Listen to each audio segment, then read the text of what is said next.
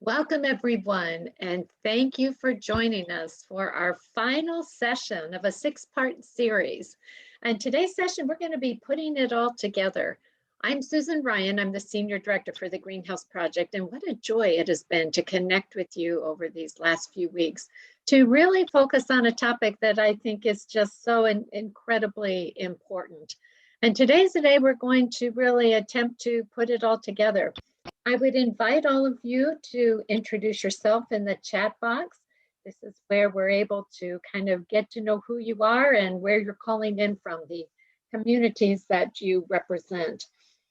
I want to, before we get into the session today, really want to take a moment and thank Jack York and It's Never Too Late, and really thank them for sponsoring this series. If ever there was a time to really think about what we must do to engage and connect, this is the time to do it. And so, Jack, we're really grateful for It's Never Too Late and the sponsorship that enabled this series. Well, it has been it's been a, it's been an honor, but it's also been really educational for me to hear some of the other panelists, some that I knew and some that I know and some that I don't. But it is, as we've said every week on these series, or every month in these series, that it's a silver lining of the pandemic that all of a sudden people see the power of engagement and they see the reality of isolation and what it does. And I think it's been really, frankly, to both I&2L and to the greenhouse world, the pandemic, I think, has really shown a lot of people the power of what we do collectively. But what we do collectively is not a standalone thing. It's, we're pieces of a much bigger puzzle, and I do think it's rewarding to see how all of a sudden people are taking it so seriously. So I do think it is just so appropriate that the Thelma and Louise of the Greenhouse Project, Marla and Susan, are really the two drivers of this last session, and I'll fade away into the background and just watch and listen and learn like everybody else. And again, thanks, Susan. Let's just every year keep thinking about fun, cool things we can do to push the envelope. Absolutely. Well, that's what we do best, and that is push the envelope and see. Actually, our theme for this year is to go beyond better. And so, Jack, thanks for enabling us to really think about it through the lens of social connectedness. So before Marla and I get into our agenda today, I would like to take a moment just to do a few polls. So Janet, if you would launch the first poll. Love to kind of hear a little bit about what your experience is like around vaccination. So what percentage of elders have been vaccinated against COVID-19? You can answer that one, as well as answer the second one. What percentage of employees have been vaccinated against COVID-19? So just take a moment, and if you wouldn't mind participating in the poll. We have really wondered about the connection between vaccines and visitation. Yeah, so scroll down for that third. There's one, thank you, Marla. There is a third question. So let me get down to that third. And I'm sure you all have found it. How have vaccinations impacted your current visitation strategies? And I see someone has posted in the chat box that you don't work in a facility. So this may not be applicable to you at all. But for those of you who are connected to a nursing home, a long-term care community, we'd love for you to participate in this poll. So I'm going to give it just another few seconds. All right, Janet, you can stop the polls. Let's see what we're saying. Okay, so for elders, nearly half of you said 76 to 90% have been vaccinated. And for your employees, it looks like 44% said less than 50%. And I think that's kind of what we're hearing, but glad that it was above the 25%. And last but not least, how have vaccinations impacted your current visitation strategies? And 22%, that was the most popular, you have resumed indoor visits in designated spaces. Well, I think that's pretty exciting to see where things are going and that you are getting back that sense of normalcy. So let's go to our next slide and we'll talk about our agenda for today. Here's what Marla and I are hoping to accomplish today. We're going to do kind of an overview, a review, if you will, of all the previous sessions that we have done. We've had 5 previous sessions in which we've talked about social connectedness. So we're going to do high level, just a couple slides on each one of those sessions. Then Marla is going to do the reliable design. You've heard of quality assurance, process improvement. Marla's going to use a reliable design process to really help you explore the process improvement and really think about it in terms of social isolation and loneliness. I'm excited that we have Vicki Hughes. Vicki is the administrator for the greenhouse cottages of Homewood, and those cottages opened, 9 cottages opened during the pandemic, if you can imagine, and they are located in Mena, Arkansas. And she's going to talk about her story of application. And last but not least, we want to make sure that we leave you with some tools and that you are able to really ask questions so that you're able to take things that you have learned and be able to apply them. So in the next slide, I'm going to just very quickly, these are the 5 sessions. And before we drill down, just a real quick review. Session 1 was how do we work to make isolation and loneliness in long-term care settings exceedingly rare. And that was given by Ann Montgomery. Marla's going to unpack that a little bit. Session 2 was Dr. Emmy Kyoto, and she talked about the role of design and how important that was to promoting social connections. Session 3, Karen O'Hearn from It's Never Too Late. She talked about the power of technology to really connect, engage, and to really stay connected to one another. Session 4, Dr. Al Power, and I think it was one of my favorite because living with risk and really attempting to find the balance. And the session we had previously was really, I call them the panel of experts, and those that were able to really talk about what it was like and how they used engagement technology to really help elders and families stay connected. So let's go to the next slide. And Marla, I'm going to have you kind of take it from here and unpack session 1. All right, thanks, Susan. So as Susan mentioned, the first session we had Ann Montgomery, the director at the Altarum Center for Elder Care Improvement. And she shared the Altarum study that was conducted last summer with 365 elders in 35 states, really looking at what the impact of the COVID restrictions had on resident life. And this is one of the statements that was shared in the report.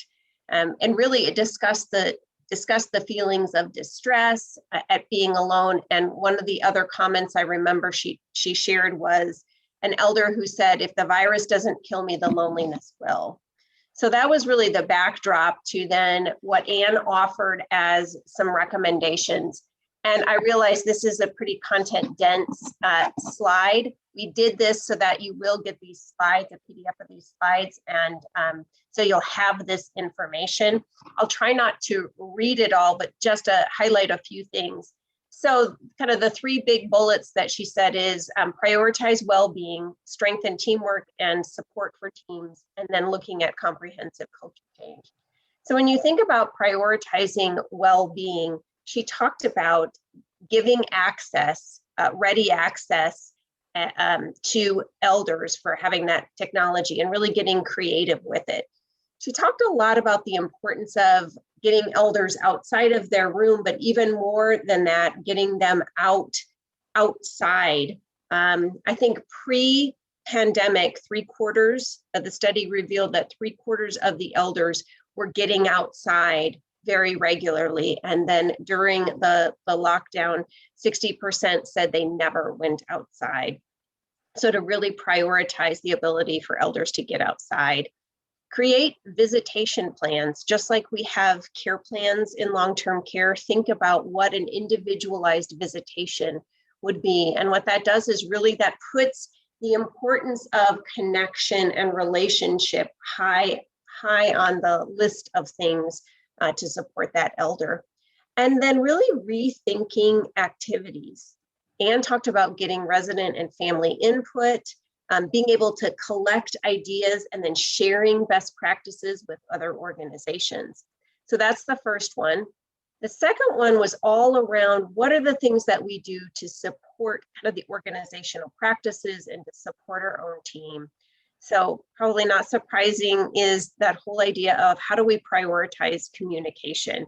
How do we make it instant? How do we make it ongoing so that everyone is in the loop and just feels like they have the knowledge that they need to have? She talked about staff training, and that could be on the technology, but it could also be on being able to be on the lookout for the risk of loneliness or the impact of loneliness, not to diagnose, but just to be able to be responsive to this elder has had a change in how they're engaging with us. The reassigned administrative staff, that's really about, let's focus on how do we get an all hands on deck approach to support, to give some additional support to the hands-on care partners to be able to give that extra attention to the elders. And then to promote staff stability, that's getting creative with flexible work schedules, sick pay, breaks. So just really focusing on how do we support our team. And then she moved away from the report and talked about the Altarum culture change project that they've been engaged with Michigan nursing homes. And it's a 3-year plan, and how that can be a tool to focus on culture change can really be a tool to be able to meet the needs of elders and really work at addressing elder loneliness. So a couple suggestions with that. Make isolation and loneliness a focus of your WAPI project. Evaluate, where are you at? You can't know where you want to go if you don't know where your starting place is. So Anne talked about the systems change tracking tool. Greenhouse, we have our own assessment tool we call Merit. So whatever tool you use it and then as a baseline, but then kind of regularly be able to assess where you're at. And part of that assessment is getting people to see, kind of connecting the dots between the different aspects, whether it's the financial implications, the organizational practices, how they all can work together and create positive outcomes when you support elder well-being. And then the last one is begin with the end in mind. So I love that that project is a 3-year project, and it's not just all focused on, well, we're just going to train staff, we're just going to educate staff. It really is about this very comprehensive plan, of which education is a part of it, but it's not the solution. So those are some recommendations from Anne in the first session. Yeah, Anne's session was really incredible and really got us kind of looking through the lens of research. What did we find? I love session 2. That was by Dr. Emmy Kyoto, who is an environmental gerontologist. And I think I love Emmy because she really looks very holistically at what it takes to really build community. And this is, I think, an incredible quote. Community is something that we have to negotiate and create with others, not something we passively receive. And I think one of the phrases that we use in Greenhouse is creating an intentional community. And some of the words that Emmy is talking about here, it's something that's negotiated and something that is created with others. It doesn't just voila happen and we receive it because it's there, but it's something that is negotiated and created with others. So on the next slide, we're going to take a look at the BASHO principles. And it really, the BASHO Cafe was Dr. Kyoto's innovation, if you will, that took place in Japan. The first BASHO Cafe happened there, and it was in response to the tsunami that hit Japan.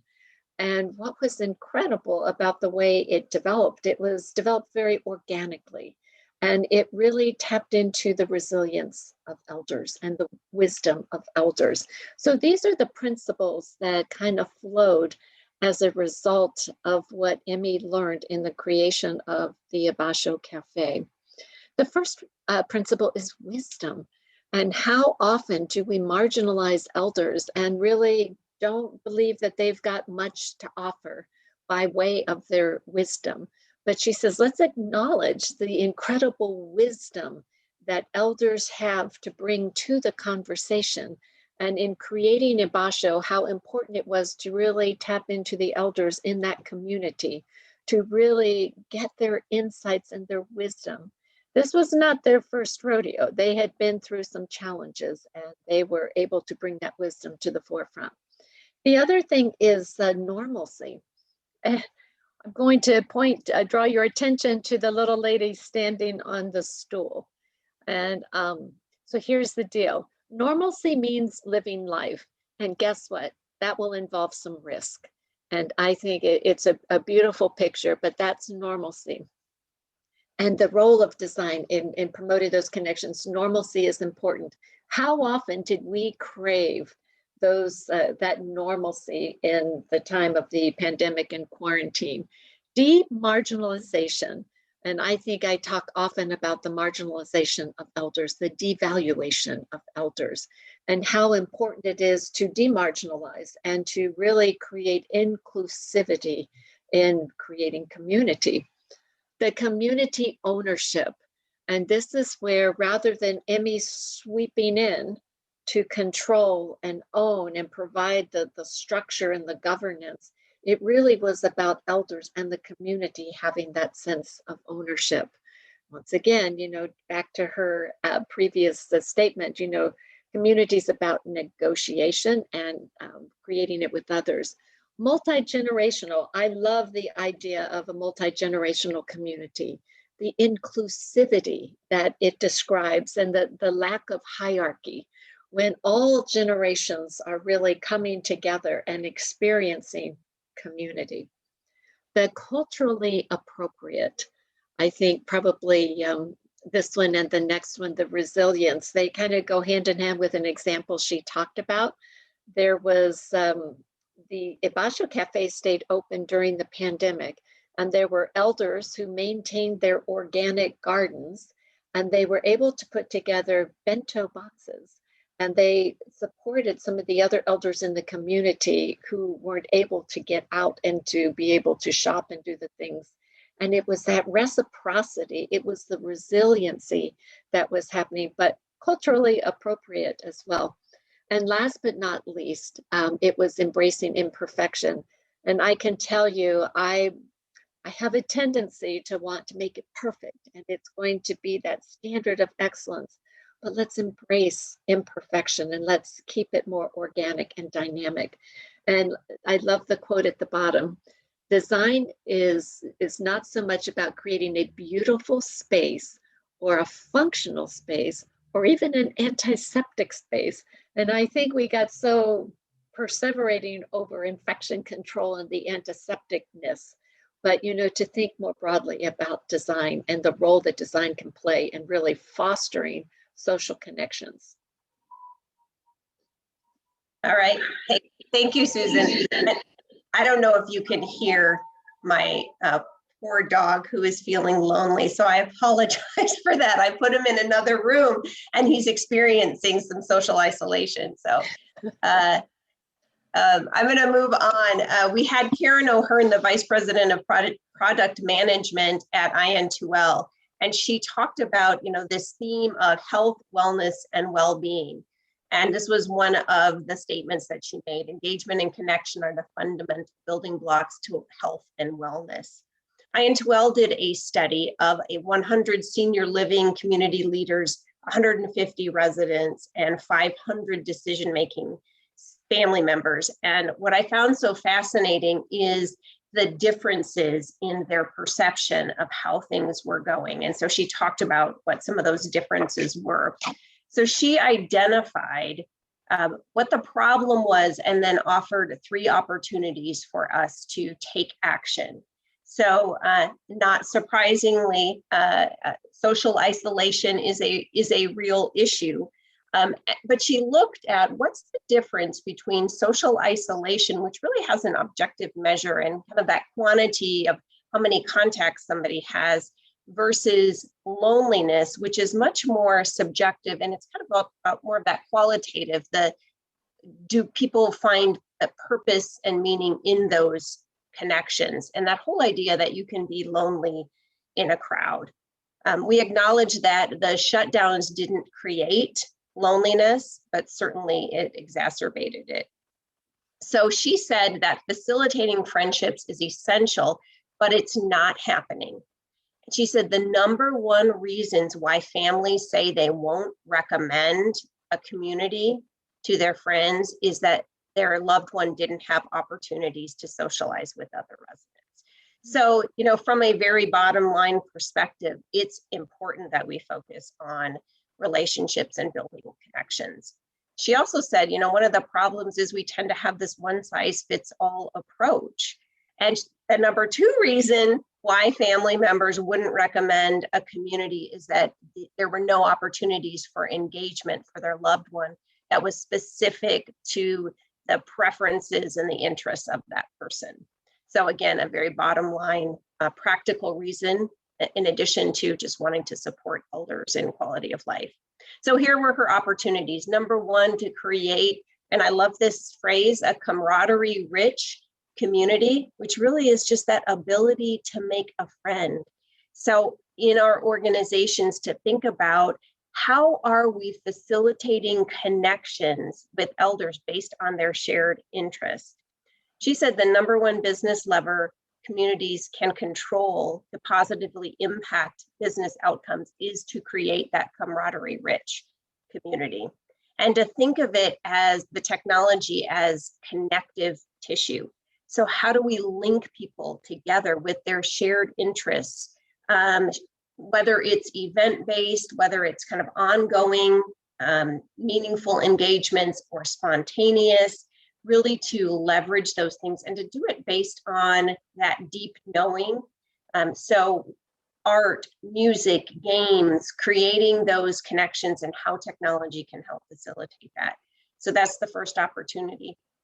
Opportunity number 2 is to establish personalized experiences as the norm, and that this begins right in at the move-in process, which some of you might say, what in the world is move-in? That's really what we would traditionally call the admission process.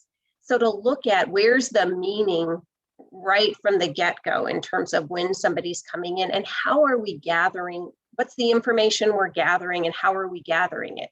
So whether you utilize, digital resources, paper resources, to really look at what are we gathering to get to know that elder and what their preferences are and what's meaningful to them. But then I really think it's the twofold. How are we what are we learning? And then how are we sharing it with others?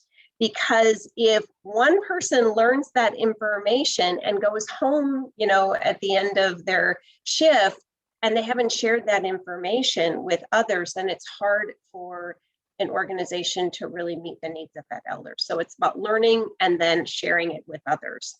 And I loved that Karen said just the very simple things like the know me nuggets.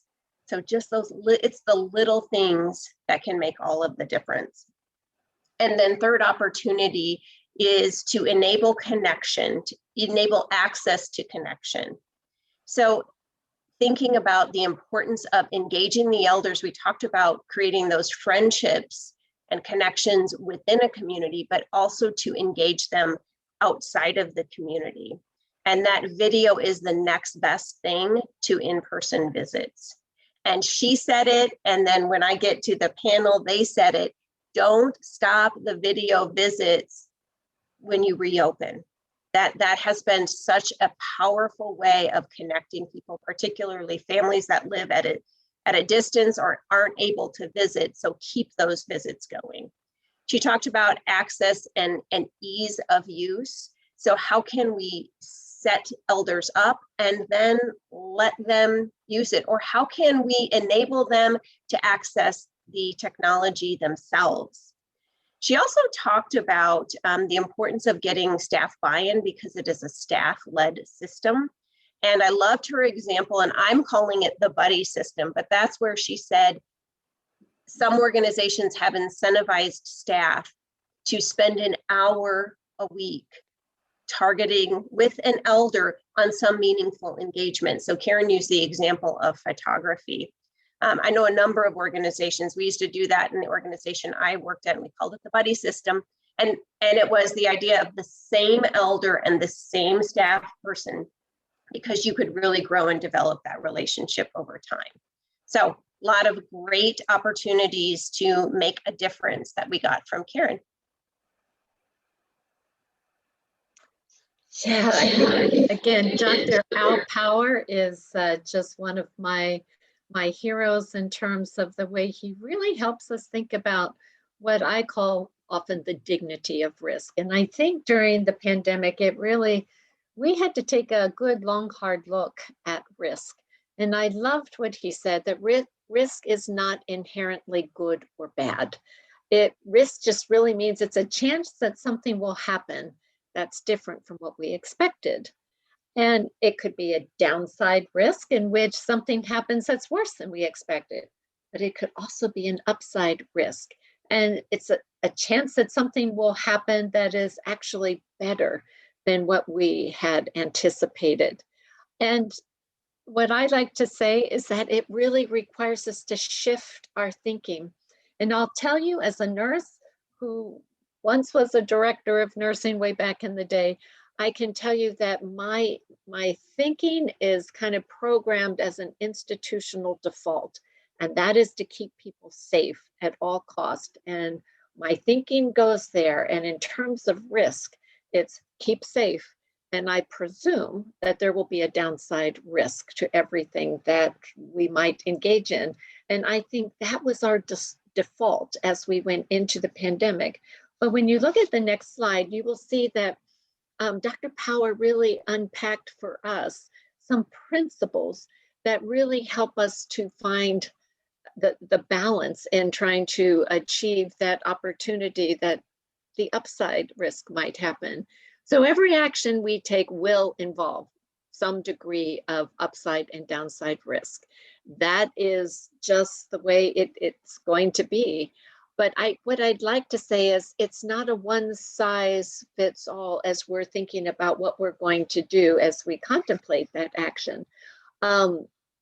I would say surplus safety is commonly associated with the loss of critical thinking skills. And I think our desire is to bubble wrap everybody and keep them in those safe environments so that they won't incur that level of risk. But the next quote I think is interesting for us to remember. The only risk-free human environment is a coffin. And that's what Dr. Bill Thomas had said. We can never eliminate risk. We can only negotiate it and balance the upside and downside. And again, for each individual situation, and I think oftentimes, and especially with the visitation, there were blanket bans and then blanket open up. And it really didn't contemplate the individual nature of the person, of the community, of the culture. There were so many nuances that, one of my two favorite words, it depends, and how important it is to really contemplate the individual's tolerance for risk, the community prevalence of infection. There were so many things for us to really think about. And I think great guidance. Next to the last bullet, we should never ask, what is the risk of doing something, without asking, what's the risk of not doing it?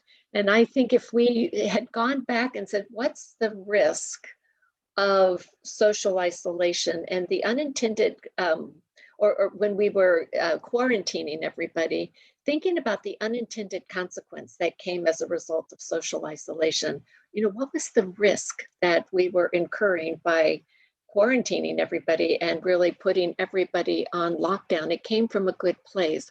But I think to really have those conversations and to really recognize that in this last bullet, risk is actually much more than a two-sided coin. It has multiple facets, and it really is having those multi-stakeholder conversations to really think about what is risk to the individual, to the family, and what is the role of autonomy and choice, and how do we really involve elders, family members, staff members, to really help have the conversation and really find the balance in negotiating risk. All right, the last session, we had a panel. We had Sheila Edwards, the activity director at Ave Maria, Paula Eckerson, the guide at Jewish Home Family, and Olivia Henson, the activity director at the Greenhouse Cottages of Belmead. And so I distilled down many of the great nuggets that they shared into just 5 different ideas. And these are themes. I think that, one of the things that you see after, and I went through and I listened to every one of them, and I'm like, oh yeah, there's just a lot of common elements. Certainly the idea to individualize programming, that it isn't that one size fits all, as we've said, but it's also about not just saying, well, this person likes music. Well, what kind of music, what genre, what artist? The details matter when we talk about simple pleasures for people. It's the details that matter. So that's the first one, relationships. For an organization to prioritize relationships, it's about, again, that kind of creating that camaraderie rich environment, and keeping elders connected is vital to their well-being. Again, that keep those video visits going. And I put in my notes, this was coming from, and I think I saw Sheila is on this webinar today, but it's coming from someone who facilitated 180 family members a week on video visits. And if she can say, yes, we need to keep it going, I think that really says something. The third one is don't assume that the elders don't want to do it. Don't assume that they won't be able to figure it out. The panelists talked about, that whole like Jetsons mentality that the elders really embraced. And they said, we set them up and then we would leave them to be able to talk as long as they would like. So to give some of that autonomy and control, once you give elders some support and training so that they can be successful, and to really address if they resist, really to get to the why. Is it because they're nervous about the technology? They don't think they can get it? Is it a hearing issue? And then you can work at trying to resolve whatever concerns the elder has. It takes a team, the fourth one, to really be able to leverage technology. I mentioned that when using technology, it really has to be a staff-led initiative. So leaders set the direction. I put on there for a loneliness offensive, and then the team executes. So it can't be something that just the activities staff does, but it really takes a whole team to prioritize this as important. And then as they were talking, I just kept thinking about all of the elements that we know to be true in how you successfully empower a team they were talking about. So I added in here, these are the 5 conditions of empowerment. So in order to successfully empower an individual or a team, all 5 of these elements need to be met. So I'll go through them really quickly. So knowledge is that the leader needs to set the tone. They need to cast the vision about the importance of elder connection and engagement. And then the organization, people need to know that the organization is committed to combating loneliness and mitigating social isolation. And then people need information. They need to know what equipment is available. Where is it? When is it used? Maybe some specific information on specific elder preferences. Then they need training and skills. How do they use the equipment? What are some guidelines for how they might teach elders or remind elders how to use the equipment? How do they have a conversation with family members? How do they clean the equipment? Where do they store the equipment? All of that is part of that training and skills. And then fourth, it's the tools and resources. Is there a schedule? They need to have access to the equipment. They need resources if you want to track meaningful engagement utilizing technology, so that they clearly know what the expectations are of them.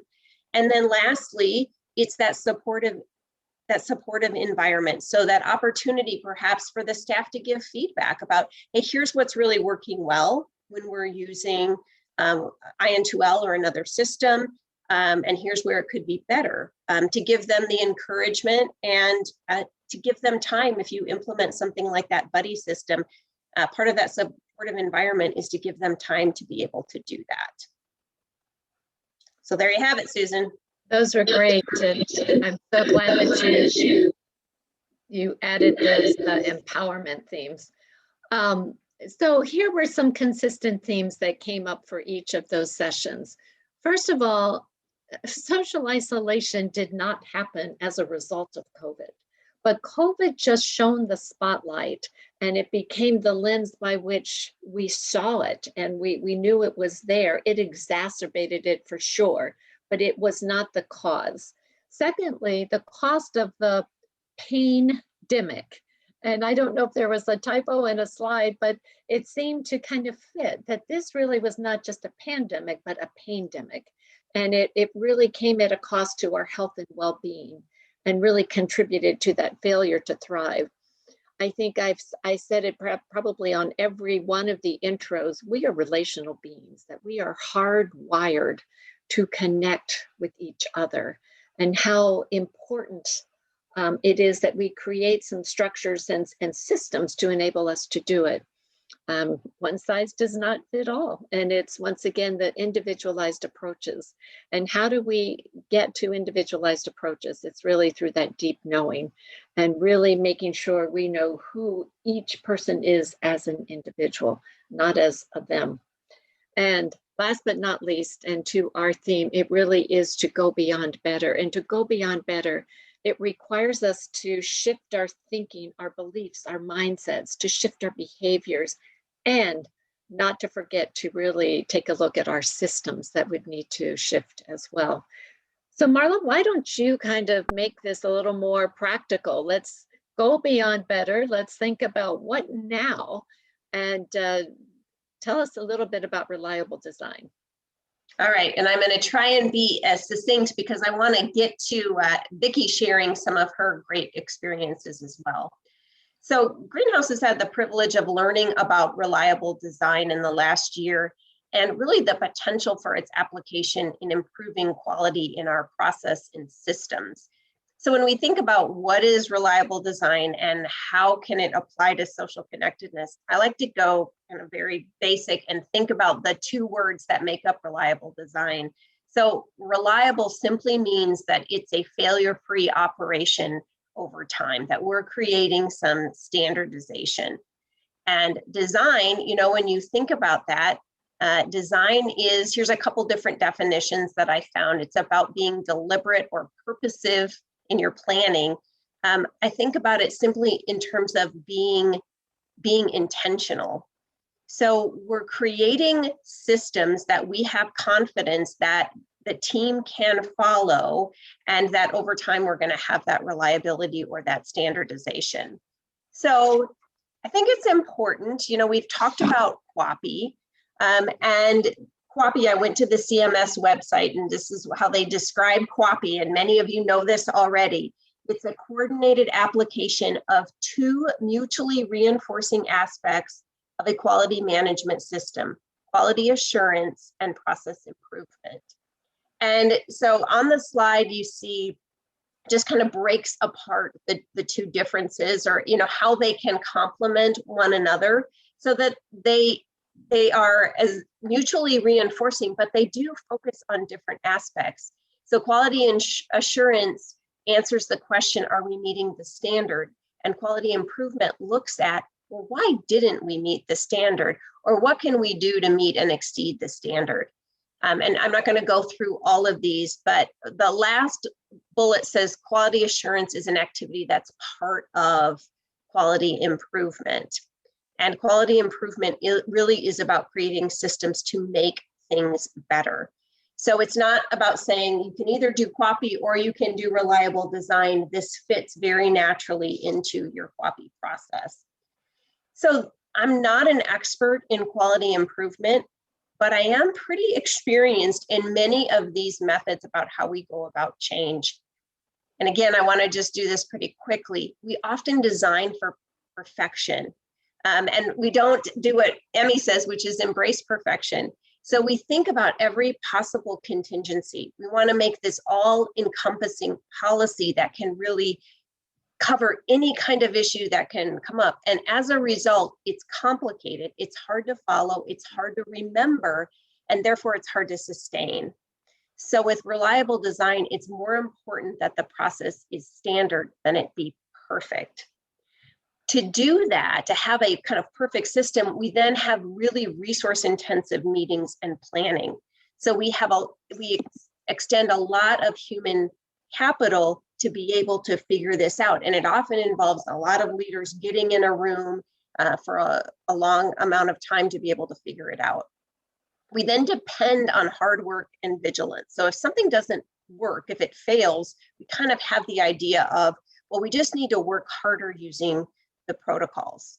And reliable design says it's not really about working harder, it's more about working smarter. We focus on mediocre benchmark outcomes, and it gives us that false sense of security, that we're comforted because we assume that the process is okay because our results are kind of middle of the pack. Because we spend so much time designing for perfection and we have those resource intensive meetings, when we get to that point that we think we figured it all out, we say, okay, we're just going to do this large expansive rollout. And really what reliable design would get at is let's think small, let's test things out, and then let's adapt. We rarely want to adapt when we do that large comprehensive rollout because we say we've spent hours or months or however long developing this, we don't have time to test and we don't have time to tweak it. Kind of it is what it is. And finally, we rely on that fix of education. So if a process isn't working, we assume that, well, the staff just don't understand the process. And so we need to give them an in-service or a one-on-one to make sure that they understand the process. So that's how we often go through change.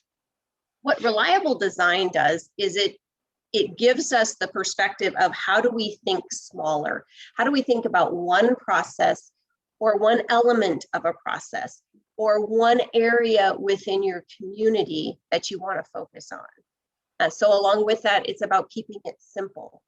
I love the mantra that I have learned with reliable design, which is that it should be simple, it should be doable, and it should use minimal resources.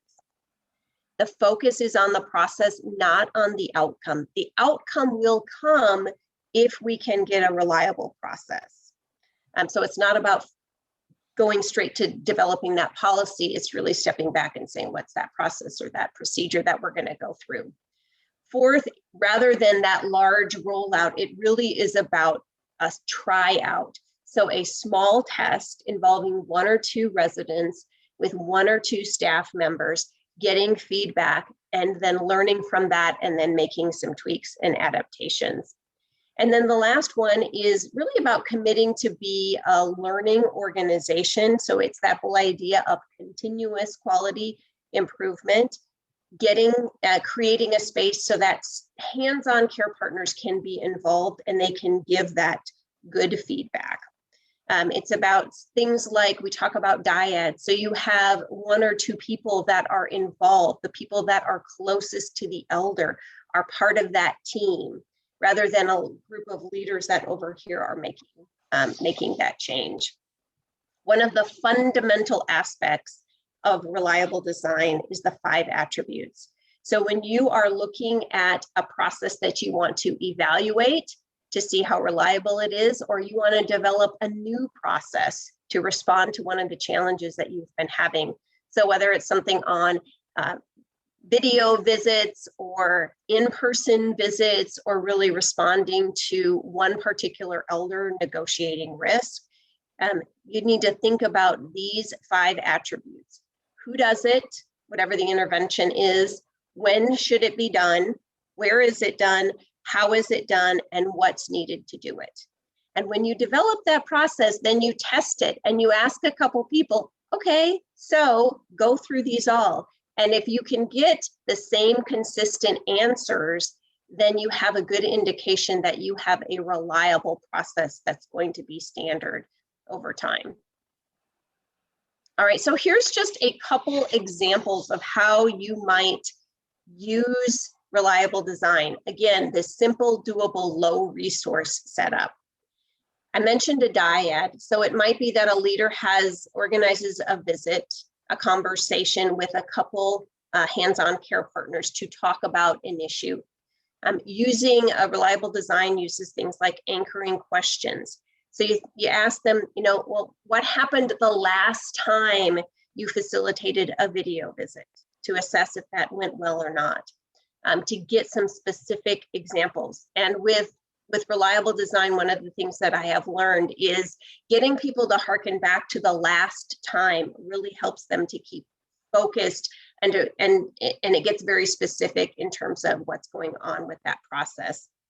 From that conversation, you can generate a list of concerns. You can then get to, okay, so what do we want to focus on? To stay away from solving the problem, but to say, okay, we're going to focus on this segment of this process in order to improve it. So negotiating risk, like I said, might be an example, or some of the other things.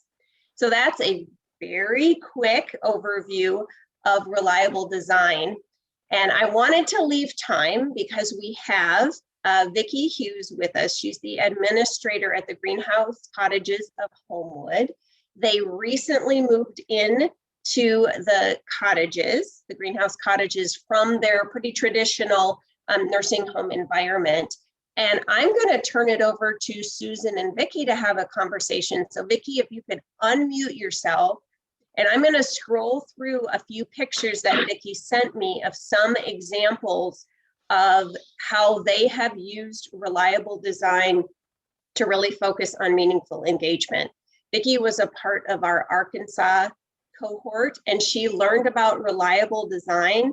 And she was one of the people that said that she just loved it and she learned so much. And so we're so happy to have her on. So I'll turn it over to you guys. And yeah, Vicki, it's so good to have you here. I've never seen Vicki in person, so I sometimes think she's the wizard behind the curtain, because she always said amazing things. And so, Vicki, I'm really excited to have you share with us how you applied some reliable design concepts to combat social isolation and loneliness. So talk to us a little bit about what you did in your cottages. Well, first of all, I paid a lot of attention to the cohort. It was a wonderful program. I wish it was more than 16 parts long, but I took that information and went by the reliable design on who does it, when do they do it, where do they do it, how they do it, what do they need to do. Made it simple and doable. Started with the activities director and the social director. They went to the cottages and talked with the Shabazines. They had already had some deep knowing of our elders, but they wanted to know not just their past, but what was important to them now. And, Bill Thomas always said, people really do die of loneliness, helplessness, and boredom. And that's especially true during the pandemic. Our main goal, end goal, was to make sure no one needed additional medications. We have achieved that through the reliable design. Wow, that's beautiful. So let me just go back a little bit. You talked about a dyad, and I believe you said it was your activity director. Is that right? And who else? Our social director. Okay. And then you went into the cottage to talk to the Shabazine, which those are those that are working closest to the elder, correct? Yes, ma'am. All right. And then I love that you were talking a bit about the greenhouse core values, and you said a little bit about deep knowing. So you want to say anything more about that, some of the greenhouse core values and how you incorporated that into your process? Well, because of the deep knowing, we already had an idea of what was important, but we needed to go even deeper and find out what was important now. What's important. I love that. What is on the top of your list of wanting to do? So some of these with the greenhouse cottages, you're able to do so much more. So they told us what was important, like, I want to cook something now that I'm able to. And then that moved in, so we made that happen. That moved into, and I want to share it with my neighbors like I used to. Wow. They wanted to relive normal life again.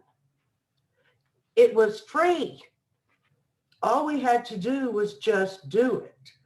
And then the Shabazz would take them from cottage to cottage, delivering her baked goods. That meant a whole lot to her, a whole lot. To live again in a community, she connected. There was no loneliness or helplessness or boredom during the pandemic because of those small acts right there. It was not taxing on staff either. Yeah, that's what I is, was wondering about that. So how did the Shabbasim, how did everybody react to kind of the process and what you were attempting to do? I think it took them a very little bit to catch on. It's like the pebble in the pond. They saw how easy it was, resource-free. It wasn't taxing on the staff. All they had to do was find out what was important now.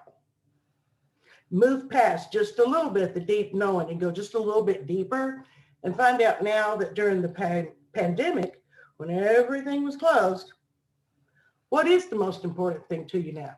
How can we capitalize and make you happy? So they themselves gave us those answers. It wasn't hard. We found out that one loved to throw parties. Now, it wasn't quite booze parties that she used to, but nevertheless, so she started inviting over other cottages. And so now the ladies and the gentlemen of other cottages get dressed up a certain day of the week and come over and play different games, just like you do at home. They rely on each other. Wow, this is beautiful. So the picture I'm looking at, Vicki. A work of art. Yes. Huh? Well, the picture here I'm looking at, there's a table. It looks like you've tried to create some physical distancing so that they can, is it a party that we're looking at? Yes, yes. And they make, the elders themselves are making the goodies. Wow. These aren't just from one cottage. These are from different cottages. And you know how much fun it is to get dressed up and go somewhere and eat out? This is what they're actually doing. The picture doesn't really tell the whole story, but that's what they're doing. Well, I love that going you have visiting. a dog. Yes, exactly. Well, this is beautiful. And the normalcy that you're talking about. And as you said, the loneliness, helplessness, and boredom, I'm not seeing that so much. This is one of our party hosts. She loved to come out now and host different games, from Uno to tic-tac-toe. And this morning, oh, wait. Check this out. Lady was sledding in 7-degree weather. Well, first of all, 7-degree in Arkansas, that doesn't happen often. No, ma'am. Well, and Vicki, I'm going to jump in. Yeah, because I pulled this actually off your Facebook page because I thought it was so amazing. So can you tell us about Stories with Marge? Yes. When March 13th, when we closed down, we started looking for ways to eliminate the 3 plagues, the loneliness, helplessness, and boredom, and found that she liked to read. And she said, I'll get on Facebook and read to the poor kids that can no longer go to school. Wow. I will help them. So we eliminated the helplessness, and it was an overnight sensation. People tuned in. We got so many likes, so many shares. Well, and not just to mention that this is, yeah, this is purposeful living. This is where she had the opportunity, that reciprocity that Emmy Kyoto talked about in our session. This is beautiful. Well, it really does work. Reliable design works. Well, I love the fact that it sounds like it was your activity director and social services director that really went and talked to the Shabazim to figure out how to make it happen. I also love the fact that you kept saying it was simple, it was doable, and few resources were really involved in making it happen. And the other thing that you said that I think was really important is that, yes, it was knowing their history, but it was also knowing, but what about now? And what's important for us now, given all the constraints of change and everything going on in our worlds. And I love the way you tied it all together so beautifully. Thank you. Well, I'm grateful for you, Vicki, and for all that you're doing to really make a difference in your community. And thank you for sharing with us today. And Marla, I know we're kind of at the top of the hour. Yeah, thank you so much, Vicki. Any questions or anything that we can maybe tackle before we say goodbye? It looks like there were a couple questions related to vaccine rates in greenhouse homes. So I would say if there's anyone on from a greenhouse organization that wants to put in the chat, interesting to know if the greenhouse culture achieved a higher vaccination rate. Refusing to have the vaccine could put staff at risk. So people are looking for some insights there. And I will tell you anecdotally, and Vicki is part of a community organization of homes that they had a very high employee vaccination rate. And I think they were very, very intentional in really trying to provide the education and everything that would be necessary to achieve that. And I think it varies. We have kind of been working to compile a list of recommendations of kind of what we've learned in terms of best practice to try to support and encourage vaccination of employees. Anything to add to that, Marla? No, I think that's great. And then there was a question about, thank you so much for an excellent presentation, asking for the recording. Yes, you will get the recording and you will get a copy of these slides as well. Right. Well, I want to thank everybody for joining us through the series. It has been a learning experience for me. And now's the time for all of us to really go back and take action.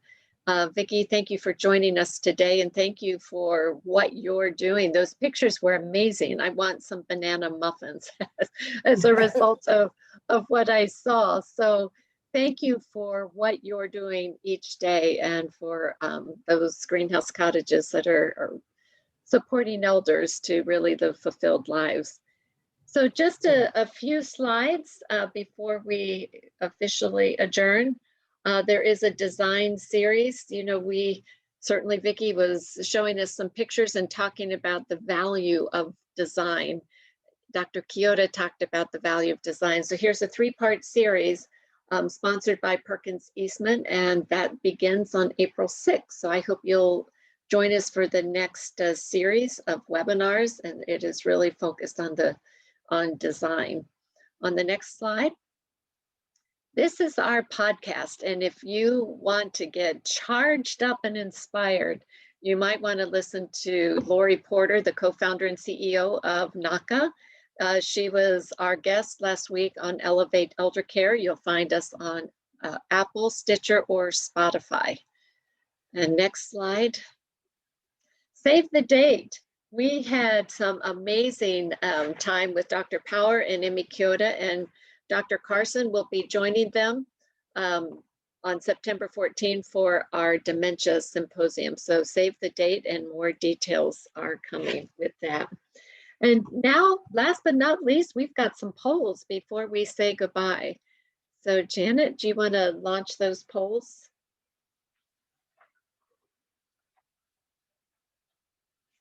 We've got 2 polls together.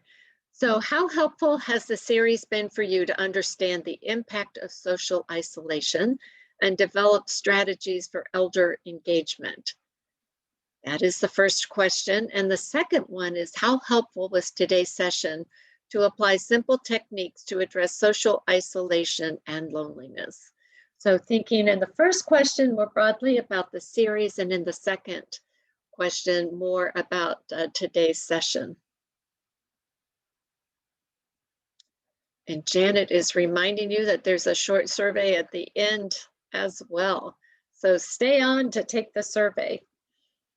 We appreciate so much your time. We appreciate your taking time to participate in the polls as well as the surveys.